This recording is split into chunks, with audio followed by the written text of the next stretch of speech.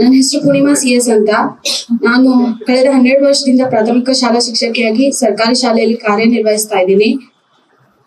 ನಾನು ಸದ್ಯದಲ್ಲಿ ಇರೋದು ಹಾಸನಲ್ಲಿ. ಸರ್ ಆಗ್ಲೇ ಇಂಟ್ರೊಡ್ಯೂಸ್ ಮಾಡ್ಕೊಟ್ಟಂಗೆ ನಾನು ಹೈಯೆಸ್ಟ್ ಮಾಕ್ ಇಂಟರ್ವ್ಯೂಸ್ ನ ಟಾಪರ್ IAS ಅಲ್ಲೇ ತಗೊಂಡಿರೋದು. ಅದು 5 ಮಾಕ್ ಇಂಟರ್ವ್ಯೂಸ್ ತಗೊಂಡಿದ್ದೀನಿ. ಪ್ರತಿ ಫಸ್ಟ್ ಇಂಟರ್ವ್ಯೂ ನಂದು ಶಾಂತ ಮ್ಯಾಮ್ ಮತ್ತೆ ಸೋಮಶೇಖರ್ ಸರ್ ಮತ್ತೆ ಹಿರೇಮಠ್ ಸರ್ ಜೊತೆ ಇತ್ತು. ಅದರಲ್ಲಿ ಅದು ನಾನು 12 ವರ್ಷ ಕೆಲಸ ಮಾಡಿದ್ಮೇಲೆ ಯಾವತ್ತು ಇಂಟರ್ವ್ಯೂ ಕೊಡದೆ ಫಸ್ಟ್ ಇಂಟರ್ವ್ಯೂ ನಾನು ಅಟೆಂಡ್ ಮಾಡಿದ ಪ್ಯಾನಲ್ ಫಸ್ಟ್ ಇಂಟರ್ವ್ಯೂ. ಅಲ್ಲಿ ನನಗೆ ಗುಡ್ ಗೈಡೆನ್ಸ್ ಸಿಕ್ಕಿತ್ತು.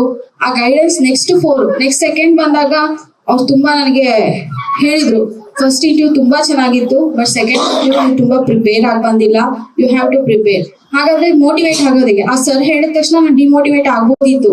ನಾನು ಹಾಸನಿಗೆ ಪ್ರತಿ ಸತಿ ಸರ್ ಕೇಳ್ತಿದ್ರು, ಹಾಸನಿಂದ ಬರ್ತೀರಾ ಮಾರ್ನಿಂಗ್ ಇಂಟರ್ವ್ಯೂ ಅಟೆಂಡ್ ಮಾಡೋದಕ್ಕೆ, ಬಟ್ ಅಲ್ಲಿಂದ ಬಂದಿದ್ ಪ್ರಯೋಜನ ಆಗ್ಬೇಕಲ್ವಾ. ಪ್ರತಿದಿನ 5:30 ಹೊರಡ್ತೀರಾ ಅಂದ್ರೆ ಎವ್ರಿ ಸಂಡೇ ಸ್ಯಾಟರ್ಡೇ ವರ್ಗು ಕ್ಲಾಸಸ್ ಇತ್ತಿತ್ತು.